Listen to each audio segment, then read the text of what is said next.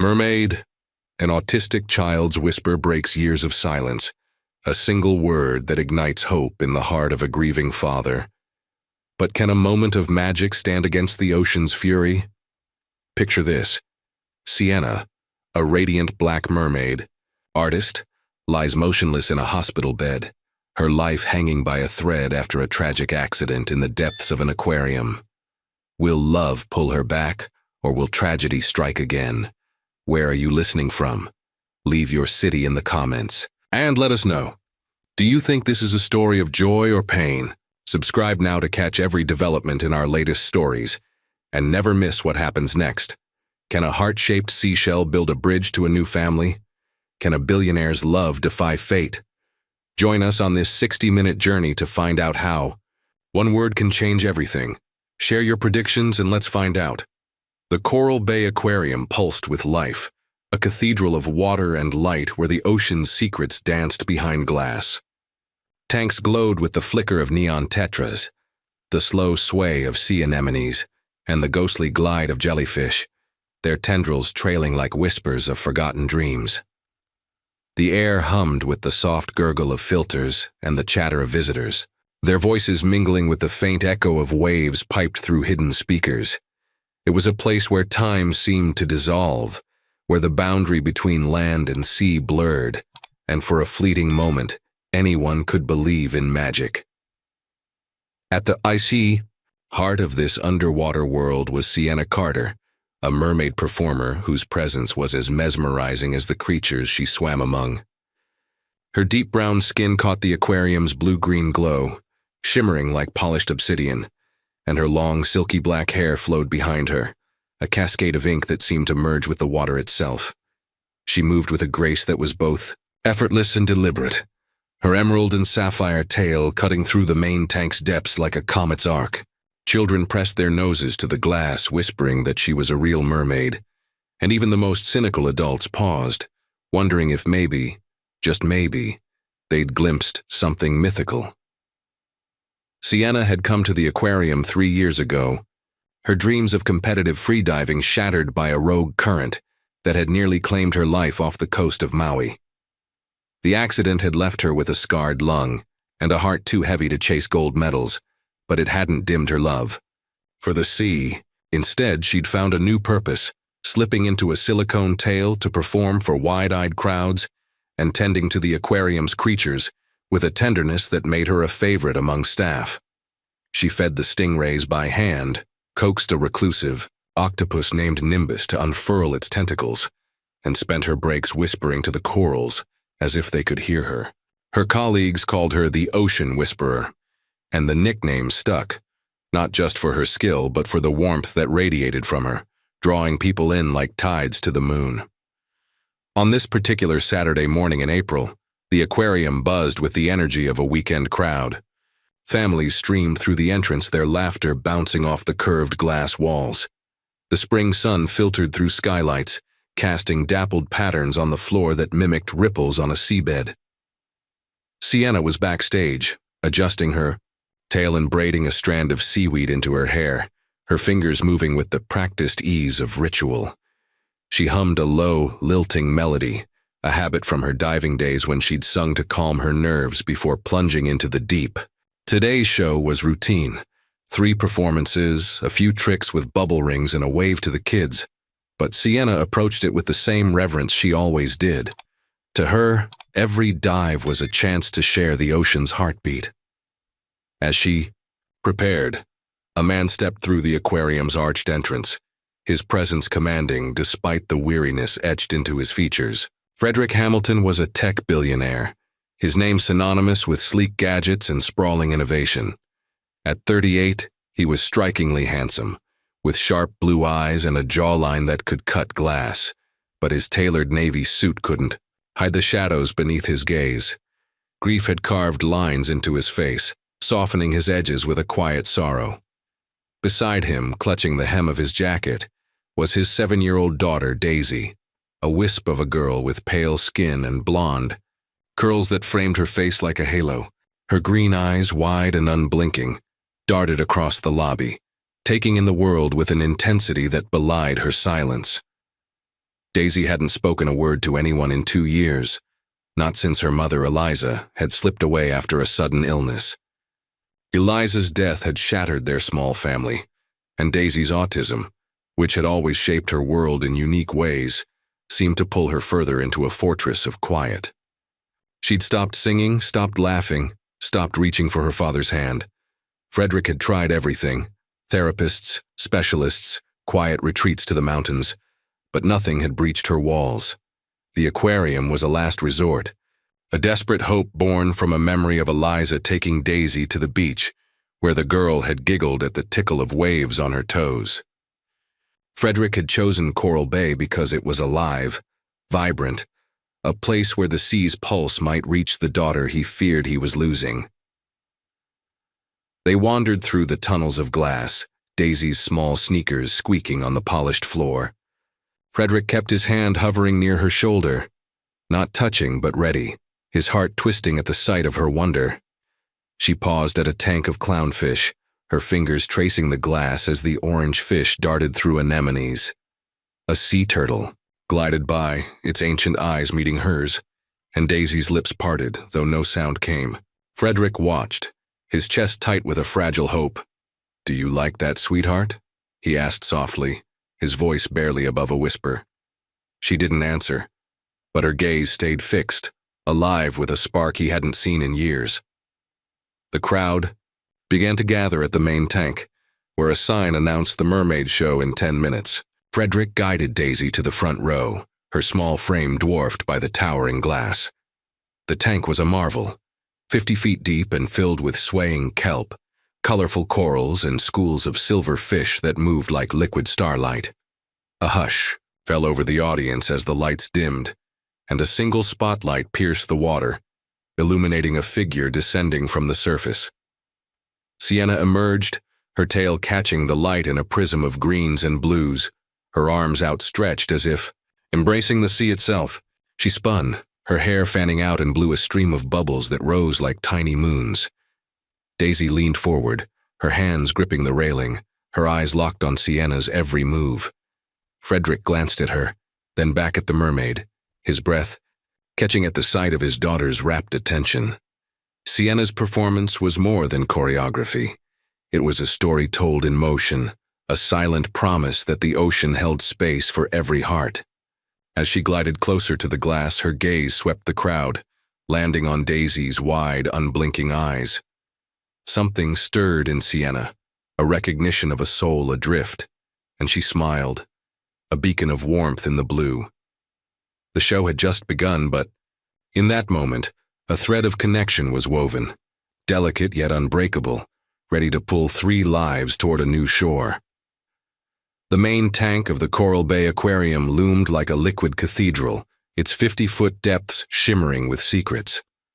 The water glowed a deep, otherworldly blue, streaked with shafts of light that pierced the surface and danced across the coral spires below.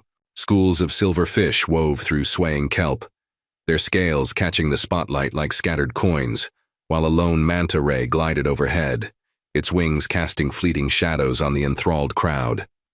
The air buzzed with anticipation, thick with the scent of salt water and the muffled hum of the tank's filters. Children clutched their parents' hands, eyes wide, as the announcer's voice crackled through the speakers, promising a mermaid's magic. In the front row, Daisy Hamilton stood motionless, her small hands gripping the cold metal railing.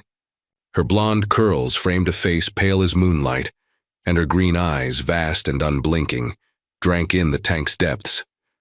At 7, she carried a silence heavier than her slight frame, a fortress built from grief and the intricate wiring of her autistic mind.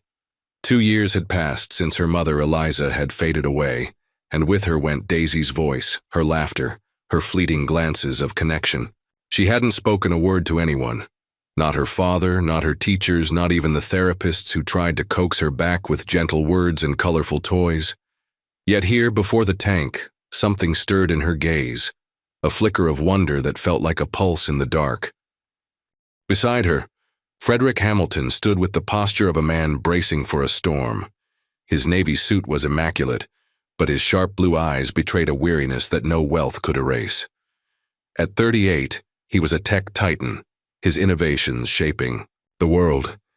Yet he felt powerless against his daughter's silence. He'd brought her to the aquarium on a whim, clinging to a memory of Eliza spinning Daisy in the surf, her giggles echoing like bells. Now, watching Daisy's rapt attention, Frederick's heart thudded with a fragile hope.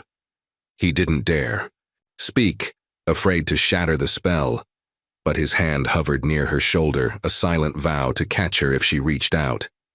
The lights dimmed, and a hush swept the crowd like a tide.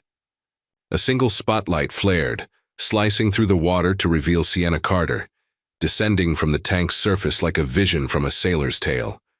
Her mermaid tail, a mosaic of emerald and sapphire, shimmered with every fluid twist, and her long black hair fanned out, weaving through the water like liquid night. Sienna's deep brown skin glowed under the light, her movements a dance of strength and grace, each arc of her arms and flick of her tail a note in an unspoken symphony. She spun, sending a cascade of bubbles spiraling upward, and the children gasped, their cheers muffled by the glass. Sienna had performed this show hundreds of times, yet each dive felt new, a chance to share the ocean's heartbeat with those who watched. She'd always loved the children best, their unfiltered awe, their belief that she was more than a performer in a silicone tale. As she glided through the tank, her eyes swept the crowd, catching glimpses of tiny hands waving, mouths agape. Then she saw her, a girl in the front row, small and still, her gaze not just watching but holding Sienna, as if the water were a mirror to her soul. Daisy's eyes were pools of green, fierce with an intensity that pierced Sienna's heart. She felt a tug, not pity but recognition, as if this child's silence spoke a language she understood. Sienna adjusted her routine, swimming closer to the glass, her movement slowing to match the rhythm of Daisy's unblinking stare. She looped through a coral arch, her tail brushing against a school of fish that scattered like stars, then paused, hovering just feet from the barrier. The crowd faded. It was just her and the girl. Sienna reached into the small net at her waist, her fingers closing around a heart-shaped scallop shell, its pink surface polished to a soft glow. She'd collected it months ago, a treasure she often gifted to children. But this felt different, deliberate. Holding the shell to her chest, Sienna pressed it against her heart, then extended it toward Daisy, her smile a beacon of warmth through the glass.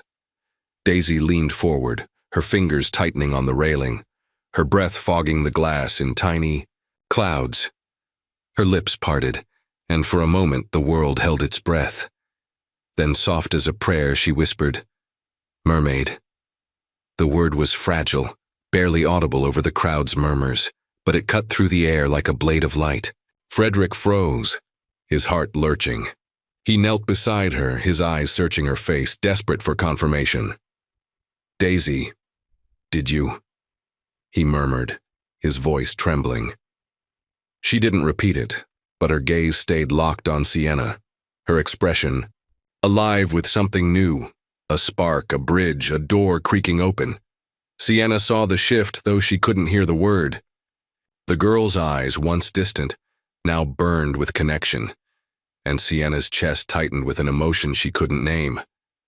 She blew a stream of bubbles, each one catching the light like a tiny moon, and twirled away, her tail tracing a final arc before she ascended for air. The crowd erupted in applause, but Sienna's thoughts lingered on the girl, her silent intensity a melody she wanted to hear again. She surfaced backstage, her breath steady, but her mind racing, wondering what had passed between them in that fleeting moment. Frederick remained kneeling, his hand now resting lightly on Daisy's shoulder. She didn't pull away, her eyes still tracing the tank where Sienna had vanished. He felt a surge of hope, sharp and unfamiliar, like sunlight after a long winter. Daisy's word, "mermaid," echoed in his mind, a single syllable that carried the weight of years. He didn't know what it meant, not yet, but it was a crack in the wall that had separated his daughter from the world. He stood, his jaw tight with resolve, and took Daisy's hand, her fingers curling faintly around his. The show ended, but for Frederick, something was beginning, a fragile, trembling possibility that the ocean, and the woman within it, might hold the key to bringing his daughter back. The Coral Bay Aquarium's main hall buzzed with the afterglow of the mermaid show, a tapestry of laughter and chatter weaving through the humid air. The crowd dispersed like ripples, families drifting toward gift shops or glowing tanks, their voices bright with the memory of a woman who danced with the sea. Backstage, the world was quieter, a labyrinth of concrete corridors and the faint drip of water echoing from unseen pipes. The scent of chlorine hung heavy, mingling with the tang of salt water that clung to everything. Sienna Carter stood in a small changing area, her mermaid tail shed for a flowing turquoise skirt, her long black hair still damp and curling at the ends. She towel-dried it with slow, deliberate strokes, her mind lingering on the girl in the front row, whose eyes had held a story too deep for words. Sienna's heart was still racing, not from the dive, but from that fleeting moment when the girl's gaze had locked with hers through the glass. She'd felt something shift, a current stronger than any she'd faced in her diving days, pulling her toward a child whose silence seemed to speak volumes. She shook her head, smiling faintly at her sentimentality, and reached for her bag, ready to slip out for a break. But before she could, a soft knock echoed against the metal door frame, tentative yet insistent, like a heartbeat seeking permission to be heard. She turned to find a man standing in the doorway, his navy suit crisp, but his posture taut as if braced for rejection. Frederick Hamilton's blue eyes were sharp, yet softened by a vulnerability that made him seem younger than his 38 years.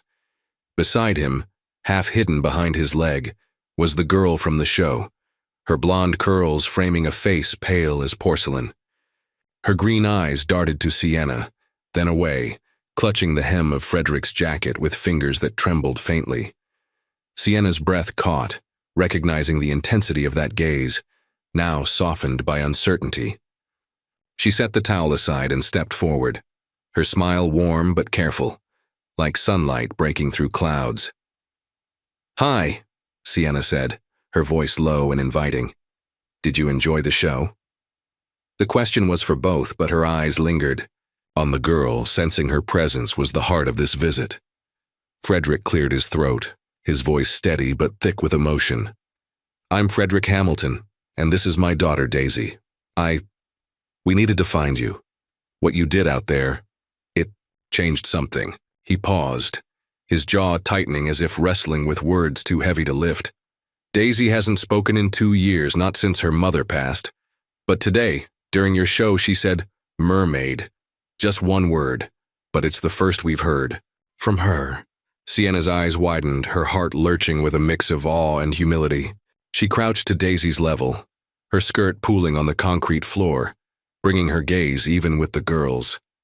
"Is that true, sweetheart? Did you like the mermaid?" Daisy didn't speak, but her fingers tightened on Frederick's jacket, and her eyes met Sienna's for a fleeting moment, a spark of connection that felt like a promise. Sienna's smile deepened, not pressing for more, sensing the girl's world was a delicate balance of trust and time. Frederick watched, his chest tight with a hope he hadn't dared to feel in years. Daisy's silence had been a wall, unyielding, despite his wealth, his efforts, his love. Yet this woman, a stranger in a backstage room, had breached it with a single gesture. He took a breath, his voice softer now, almost pleading.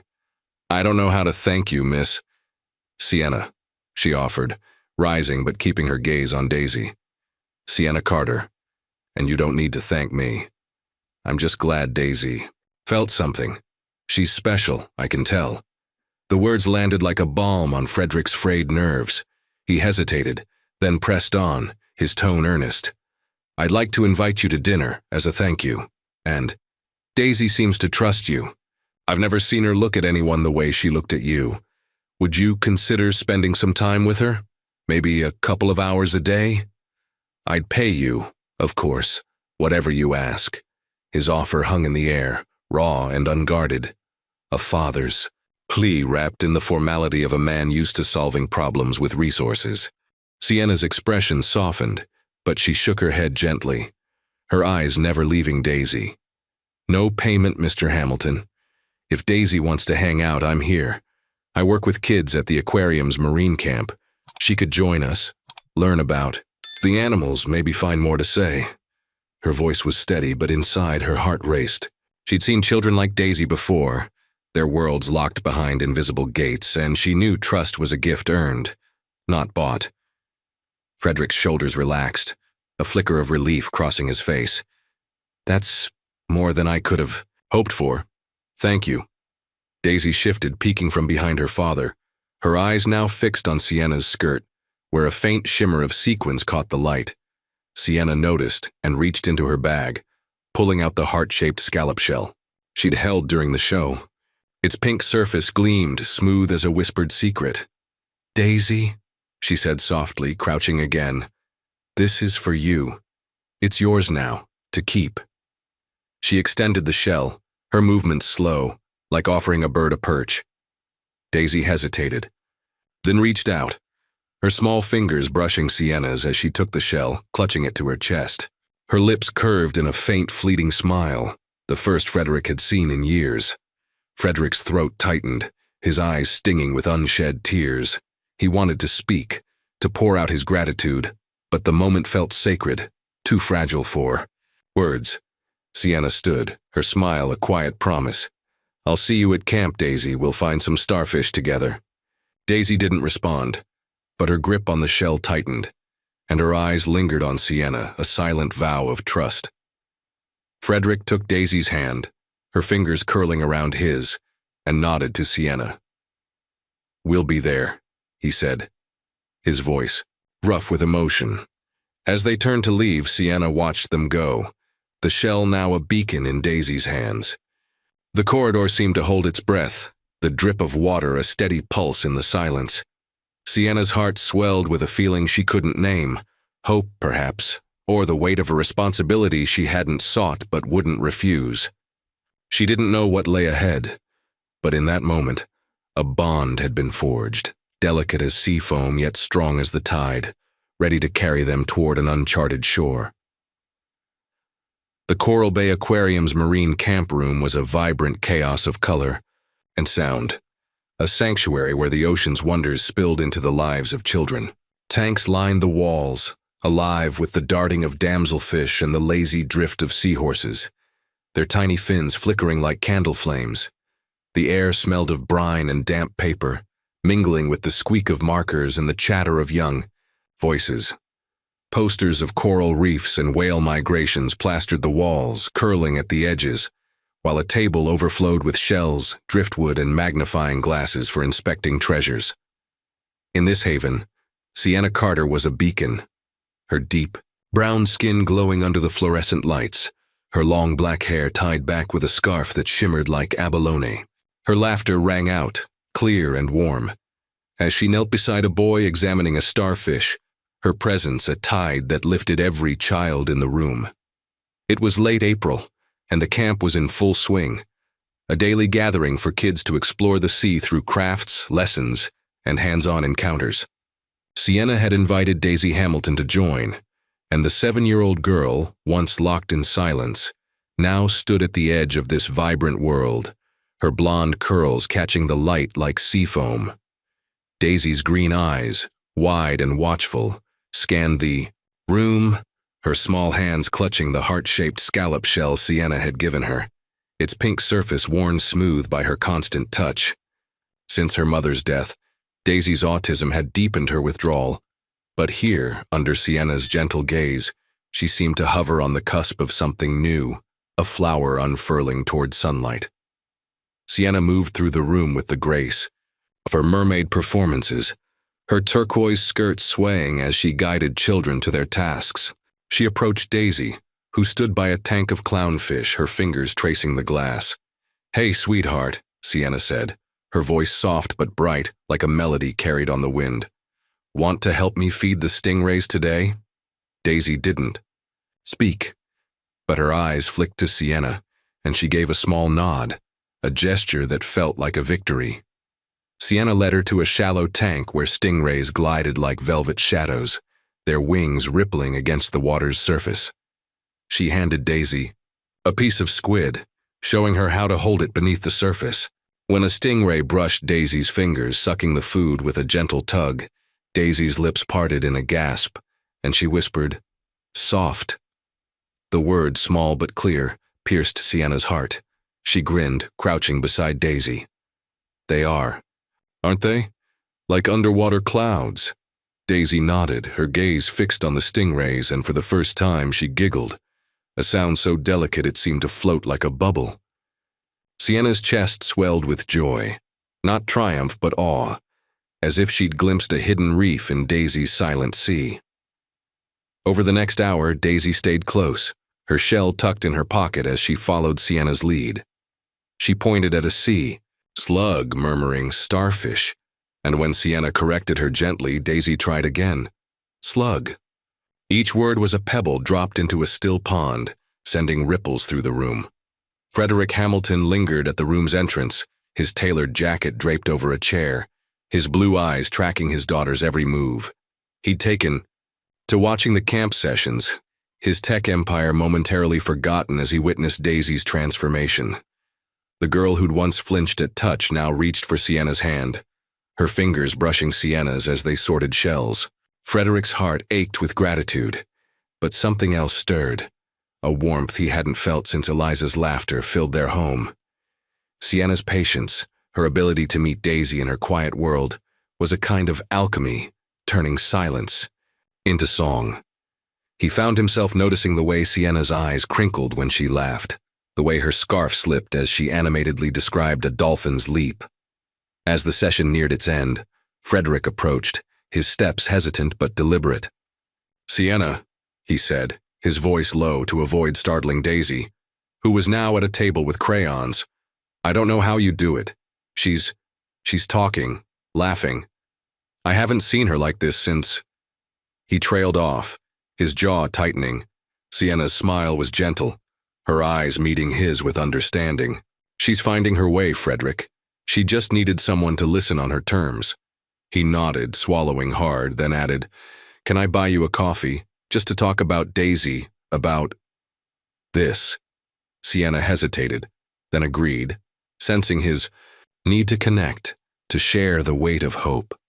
They sat at a corner table, the hum of the camp fading as children trickled out.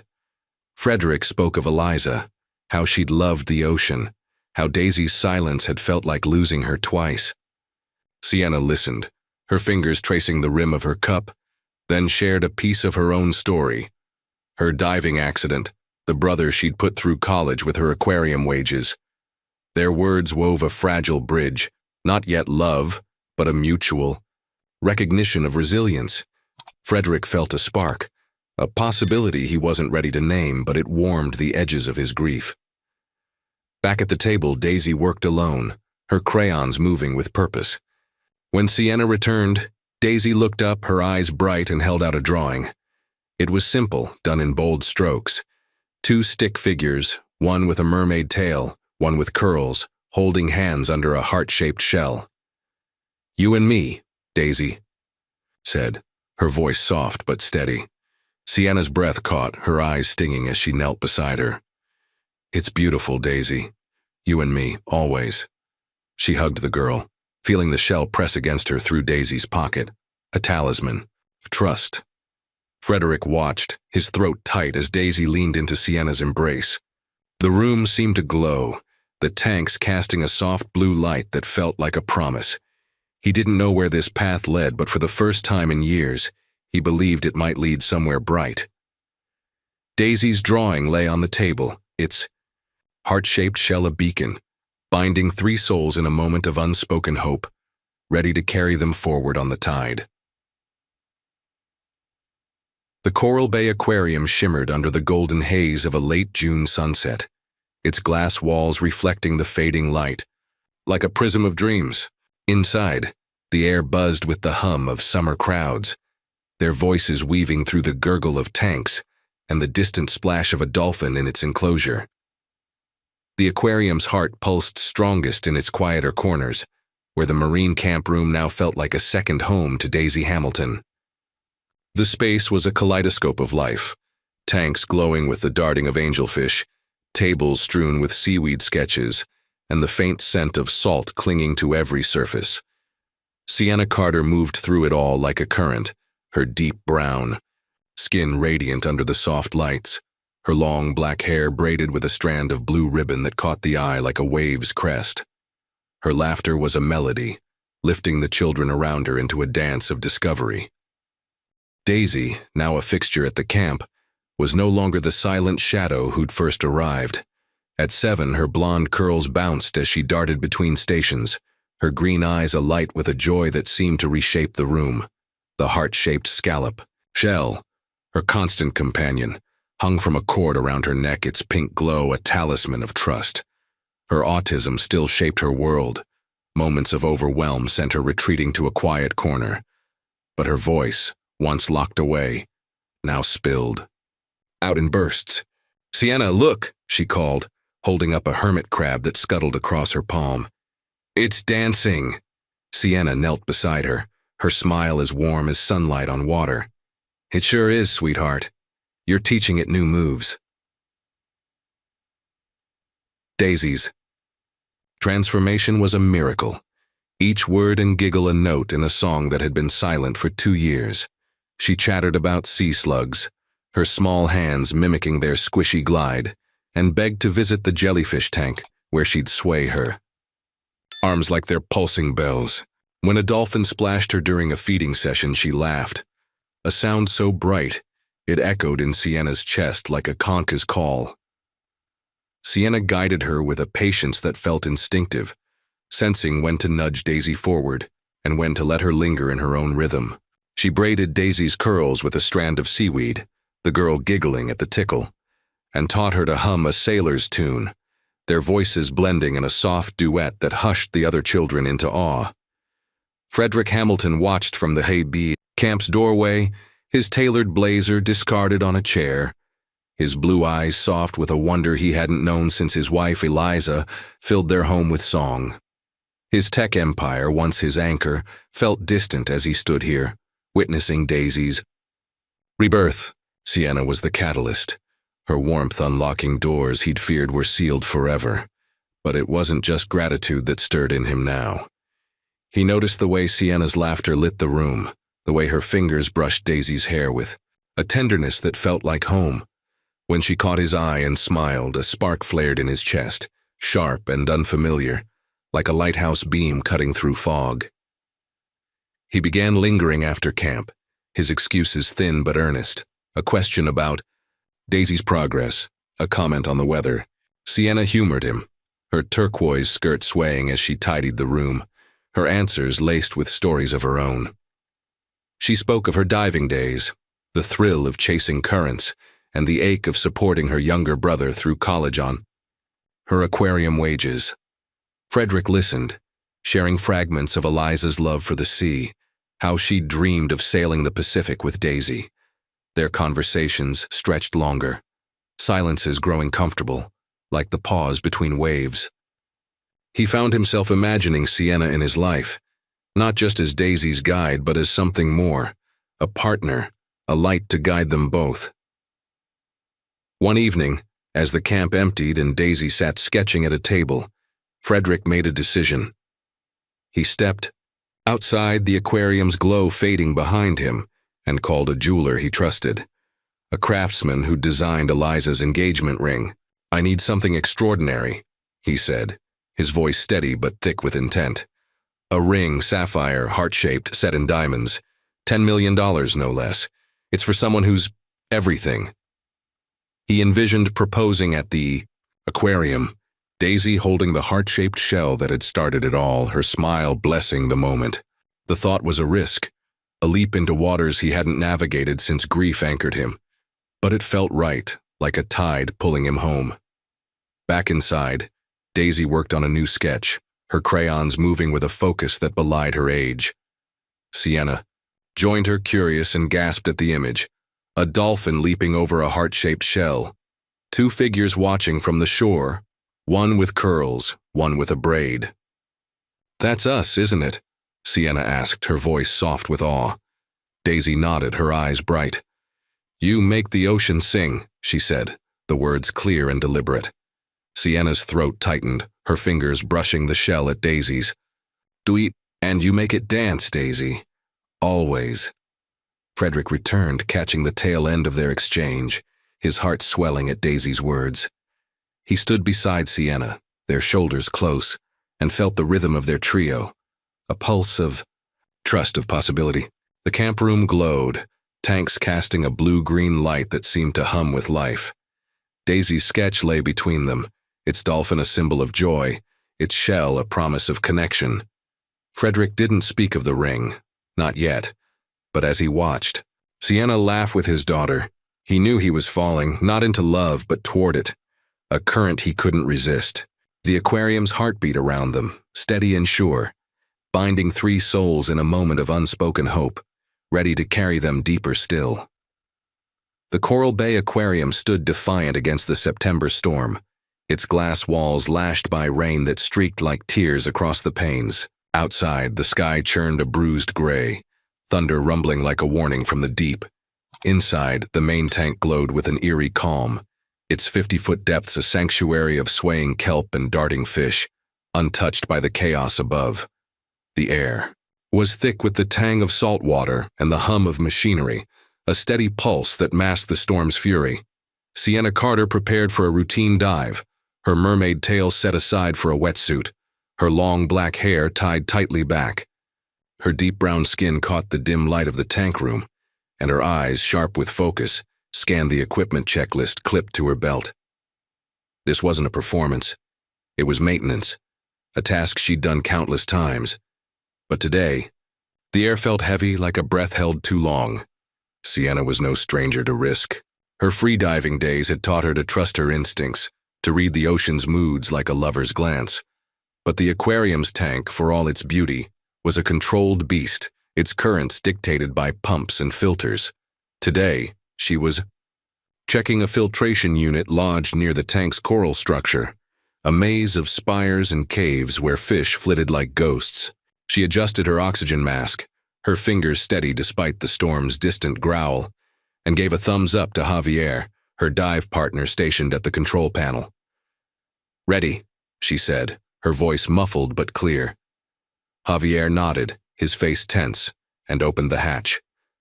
Sienna slipped into the water, her body slicing through the surface with the grace of a falling star, disappearing into the blue. The tank enveloped her, its cool embrace both familiar and alien. Schools of silver fish parted around her, their scales glinting like scattered coins, and the coral loomed ahead, jagged and vibrant. She swam with purpose, her kicks propelling her toward the filter's access point, a metal grate nestled in a crevice. The water was clear, the tank's lights casting a soft glow, but a faint vibration hummed through her bones, a subtle discord in the tank's rhythm. She brushed it off, focusing on the task, her hands deftly unscrewing the grate. The filter's hum was steady, but as she probed deeper, a low groan echoed through the water, mechanical and wrong, like a beast stirring in its sleep. Without warning, the tank's current surged, a violent rush that slammed into Sienna like a wall. The pump, overtaxed by a power spike from the storm, had malfunctioned, unleashing a torrent that churned the water into chaos. Sienna's body twisted, her oxygen line tangling as she fought to stabilize. She reached for the coral to brace herself, but the current was relentless, hurling her against a jagged spire. Pain exploded in her skull, a white-hot flare that drowned her senses.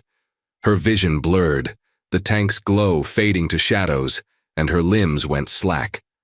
She sank, a broken silhouette against the coral, her hair fanning out like ink in the waters. Grip. Above, Javier's heart lurched as the control panel flashed red, alarms blaring. "Sienna!" he shouted, slamming the emergency override to shut down the pump. The current slowed, but the damage was done. He radioed for help, his voice cracking, and dove into the tank with two colleagues, their fins cutting through the water. They found Sienna motionless, her body caught in a kelp strand, blood trailing from a gash on her temple. They hauled her to the surface, their breaths ragged, and laid her on the tank's platform. Paramedics stormed in, their boots echoing, on the wet concrete and worked frantically, Chest compressions, oxygen mask, a pulse too faint to trust. Sienna's face was pale, her lips blue, and the heart-shaped shell she'd worn as a pendant lay still against her chest. The ambulance tore through the storm, sirens wailing as Sienna was rushed to St. Mary's Hospital. At the aquarium, word spread like wildfire, staff gathering in stunned silence, their faces etched with fear. Frederick, Hamilton, and Daisy were at home when the call came, Javier's voice trembling through the phone. "It's Sienna. An accident. In the tank. She's critical." Frederick's blood ran cold, his hand gripping the receiver as if it could anchor him. Daisy, coloring at the kitchen table, looked up, her green eyes wide. "Sienna?" she whispered, clutching the scallop shell around her neck. Frederick knelt beside her, his voice breaking. "She's hurt, sweetheart. We need to go to her." They arrived at the hospital, the storm's rain soaking their clothes, Daisy's small hand trembling in Frederick's. The ICU waiting room was sterile, its fluorescent lights harsh against the night's darkness. Daisy curled up in a chair, her shell pressed to her lips, whispering, "Sienna, please." Frederick paced, his jaw tight, memories of Eliza's hospital bed clawing at him. He'd lost one love to illness. Now another hung in the balance, not yet named but no less vital. "I can't lose her too," he murmured, his voice a raw plea to no one. Nurses moved silently, their updates sparse, head trauma, coma, critical but stable. Each word was a stone, piling on Frederick's chest. Daisy's eyes, red from tears, stayed fixed on the ICU doors, as if willing Sienna to walk through. She rocked gently, her shell a lifeline, and hummed a tune Sienna had taught her, a sailor's lullaby that felt like a prayer. Frederick sat beside her, his hand on hers, feeling the weight of their shared love for the woman who'd brought them back to life. The hospital clock ticked, each second a battle, and outside the storm raged, on its fury a mirror to the chaos within. Sienna lay beyond their reach, her fate uncertain, but the bond they'd forged, fragile, fierce, unbreakable, held fast, a beacon in the dark, pleading for her to return. The ICU at St. Mary's Hospital was a sterile limbo, its walls a stark white that seemed to swallow sound. The air was heavy with the antiseptic sting of disinfectant, undercut by the rhythmic beep of monitors that measured life in pulses and breaths. Outside, the September storm had faded to a drizzle, leaving the city slick and glistening under a moonless sky. Inside, Sienna Carter lay motionless in a hospital bed, her deep brown skin pale against the crisp sheets, her long black hair splayed across the pillow like a spill of ink. A bandage covered the gash on her temple, and an oxygen mask fogged. With her shallow breaths, she was caught in a coma, her body a fragile vessel adrift between worlds, her heart beating faintly, as if listening for a call to return. Sienna's mind, though, was far from the hospital's confines. She drifted in a dreamlike ocean, a realm where the laws of physics dissolved into poetry. The water was warm, glowing with a bioluminescent shimmer, and schools of fish wove around her, their scales pulsing in colors no earthly sea could hold: amethyst, sapphire, gold. She swam without effort, her mermaid tail restored, its emerald and sapphire scales catching the light like a comet's tail. The ocean stretched boundless, its depths not dark but alive with stars, as if the night sky had sunk.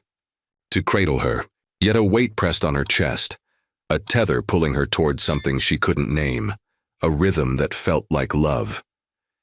In this dream sea, Sienna heard echoes, Daisy's giggle, bright as bubbles rising to the surface, Frederick's voice, low and steady, a lighthouse calling through fog. She saw flashes of their faces, Daisy's green eyes wide with wonder, clutching the heart-shaped scallop shell, Frederick's jaw tight with fear, his hand reaching for hers. The images flickered like reflections on water, pulling her forward, through a coral maze that shifted with every stroke. A dolphin appeared, its sleek form circling her, and when it nudged her hand, she felt Daisy's warmth, as if the girl's spirit had taken shape. "Come back," the dolphin seemed to say, its eyes mirroring Daisy's plea. Sienna reached for it, but the current shifted, carrying her deeper, where the light grew faint and the tether strained. In the hospital, Daisy sat curled in a chair, beside Sienna's bed, her blonde curls damp from the rain, her small hands clutching the scallop shell necklace. At 7, she understood little of comas or brain trauma, but she felt the void of Sienna's absence like a tide pulling her heart. Away! She rocked gently, humming the sailor's lullaby Sienna had taught her, the notes trembling but unbroken. "Sienna, please," she whispered, her voice a thread in the sterile silence, her green eyes fixed on Sienna's still face. The shell pressed against her palm, its pink glow a lifeline, as if it could carry her words to wherever Sienna had gone. Frederick Hamilton stood by the window, his tailored suit rumpled, his blue eyes red-rimmed from sleepless nights. The storm's aftermath mirrored his turmoil, streets slick with grief, skies heavy with waiting.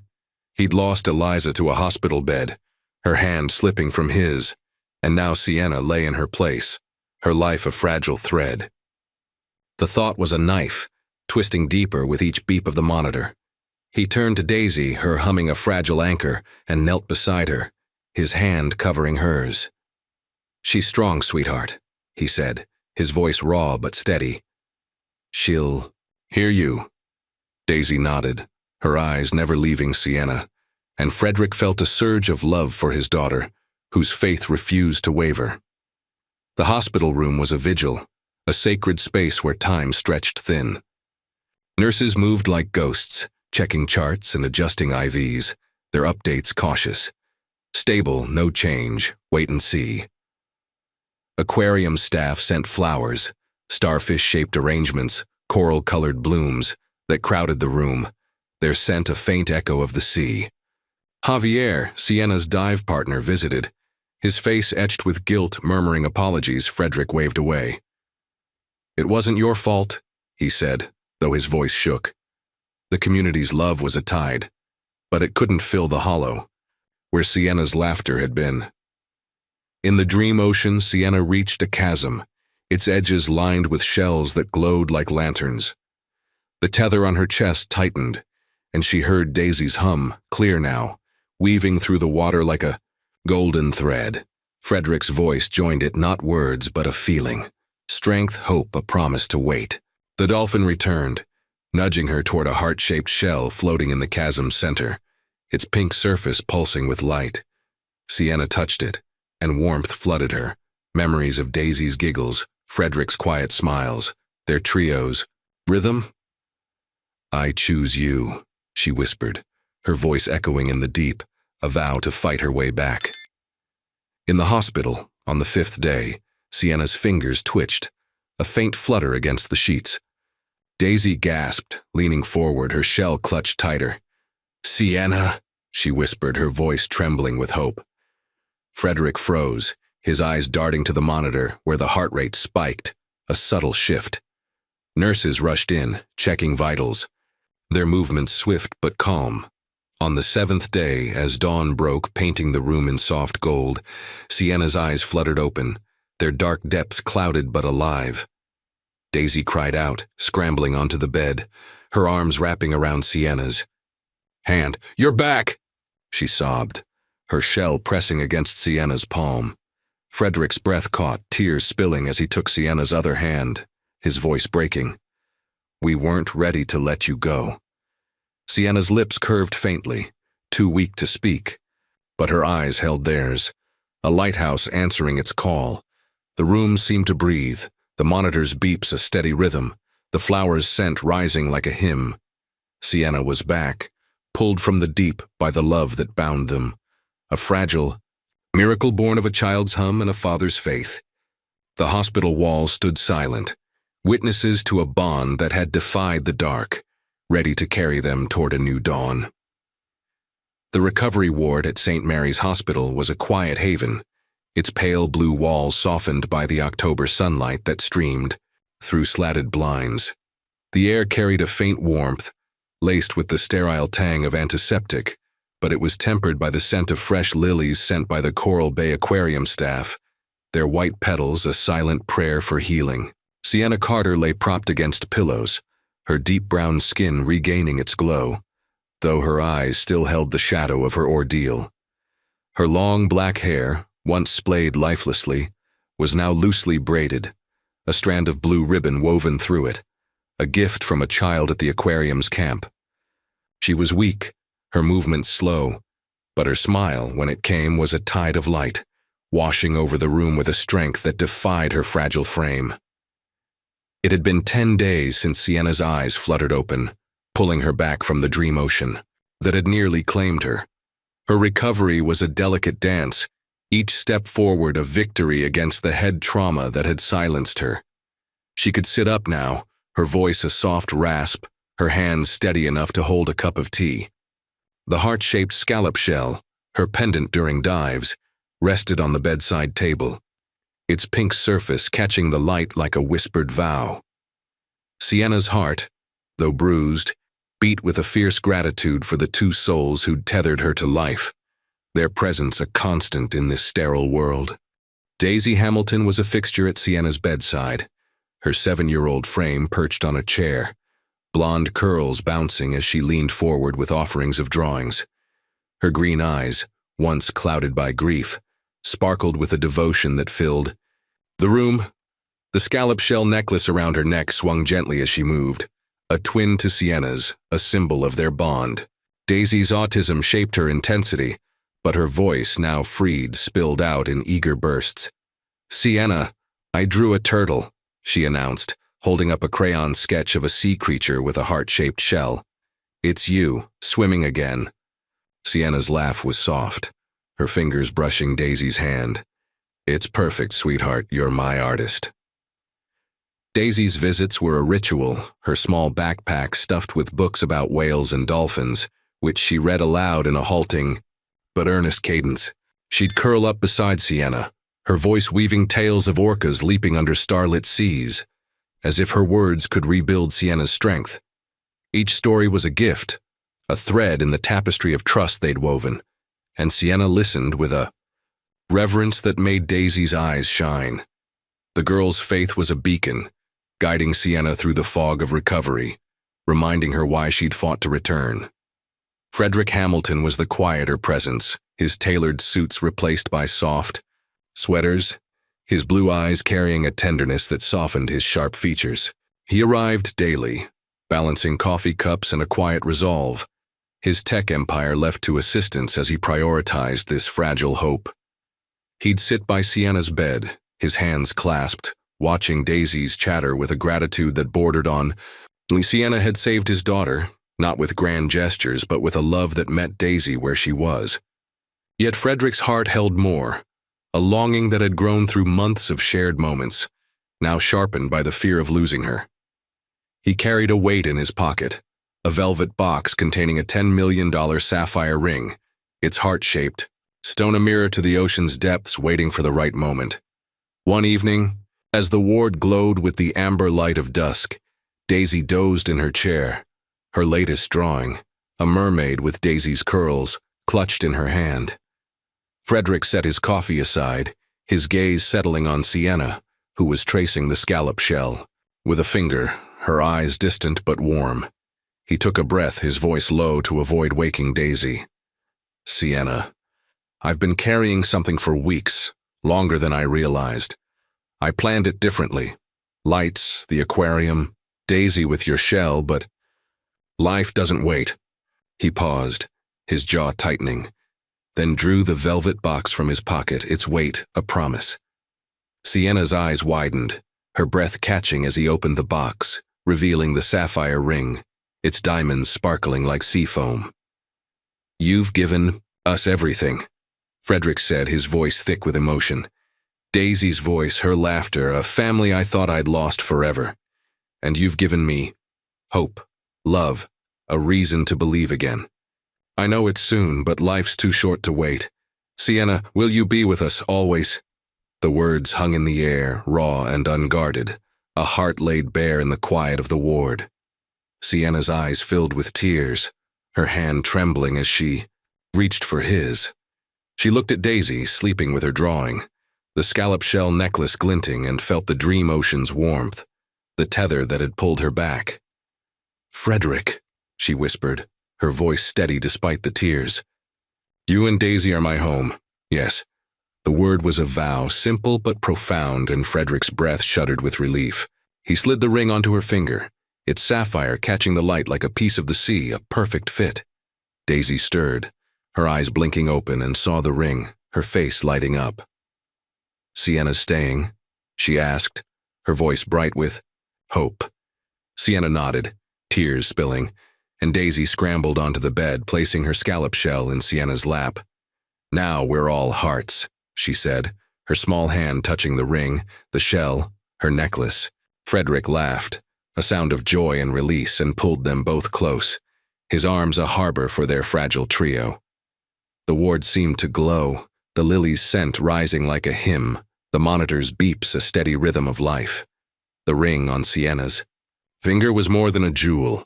It was a promise forged in grief and hope, binding three souls in a love that had defied the dark. The hospital walls stood silent, witnesses to a moment that felt like a sunrise, ready to carry them toward a future where the ocean's song would never fade. The Pacific coast stretched before the small town of Coral Bay, its shoreline a ribbon of gold under the April sun of 2026. Waves lapped at the sand with a gentle rhythm, their foam curling like lace, while gulls wheeled overhead, their cries a sharp counterpoint to the sea's soft song. The air was crisp, scented with salt and the faint tang of seaweed, carrying the promise of spring in every breeze. On this beach, where driftwood lay scattered like the bones of ancient ships, Sienna Carter stood barefoot, her deep brown skin glowing in the sunlight, her long black hair loose and dancing in the wind. Her turquoise dress fluttered, and on her finger a sapphire ring caught the light, its heart-shaped stone a quiet vow of love. She was whole again, her strength reborn, her heart anchored by the family she'd chosen. It was a year since the storm that nearly stole her, a year since the Coral Bay Aquarium's tank had turned from sanctuary to crucible. Sienna had returned to the aquarium, not as a mermaid but as a coordinator for its outreach programs, her days filled with teaching children about the sea's wonders. Her recovery had been a slow tide, each step a testament to the love that had pulled her back. Now she stood on this beach, her laughter mingling with the waves as she watched Daisy Hamilton chase the surf, her 8-year-old energy a spark that lit the shore. Daisy's blonde curls bounced, her green eyes bright with joy, the heart-shaped, scallop shell necklace swinging as she ran. Her autism still shaped her world, but her voice, once silenced by grief, now rang out clear. "Sienna, catch me," she called, dodging a wave, her giggles a melody that warmed the air. Frederick Hamilton stood a few paces back, his navy sweater rolled at the sleeves, his blue eyes soft with a contentment he'd thought lost forever. At 39, the tech billionaire had shed the weight of his empire, delegating its demands to focus on this, his family, his heart. He watched Sienna and Daisy, their silhouettes framed against the horizon, and felt a gratitude that bordered on reverence. Sienna had given him more than Daisy's voice. She'd given him a future, a love that filled the hollow left by Eliza's passing. The sapphire ring, a $10 million promise, was a symbol, but their bond was deeper, forged in moments of trust and resilience, a rhythm they'd found together. This beach was their haven, a place they'd come to often since Sienna's discharge from the hospital. It was here months ago that Daisy had first called Sienna Mama, the words slipping out as naturally as a wave's retreat. Sienna had frozen, tears brimming, and Frederick had nodded, his smile a silent blessing. Today, they'd come to mark not an anniversary but a truth. They were a family, not by blood but by choice, their love a tide that carried them through. Daisy darted back, her sandals kicking up sand, and tugged Sienna's hand. "Let's build a castle," she said, her voice eager. Sienna knelt, her dress pooling around her, and began shaping a mound, her fingers deft as they carved turrets. "Needs a moat," she said, winking, and Daisy giggled, digging with fervor.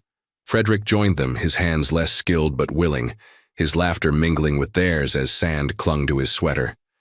They worked in sync, Daisy directing with the authority of a young architect, placing a scallop shell atop the highest tower. "It's our castle," she declared, her eyes shining. "For all of us."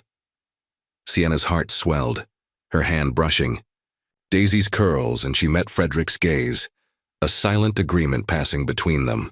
The castle was more than sand. It was a monument to their journey, each grain a moment of hope, trust, and love.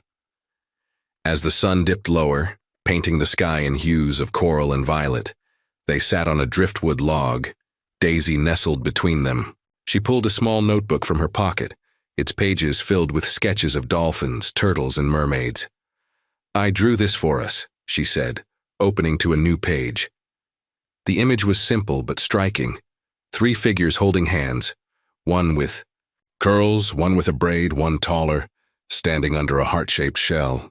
Above them, she'd written in wobbly letters, "Family." Sienna's breath caught, her eyes stinging, and she hugged Daisy tightly. "It's beautiful, sweetheart. Our family." Frederick's throat tightened, his hand finding Sienna's, the ring cool against his palm. The waves rolled in, their rhythm a heartbeat, and Daisy began to hum, the sailor's lullaby Sienna had taught her long ago. Sienna joined, her voice soft but clear, and Frederick added a low harmony, his baritone weaving through theirs. The song rose, a fragile offering to the sea, binding them in a moment that felt eternal. Daisy leaned against Sienna, her shell necklace glinting, and said, "I love you, Mama." The word was a gift, unprompted and pure, and Sienna's tears fell, her arms wrapping around Daisy. "I love you too, my girl, always." Frederick's eyes glistened, his hand squeezing Sienna's, a silent echo of the same vow. The beach stretched quiet around them, the gulls' cries fading as the sky darkened. They stood, hand in hand, and walked to the water's edge, the tide kissing their toes. Daisy splashed, her laughter a spark against the dusk, and Sienna leaned into Frederick, her head on his shoulder.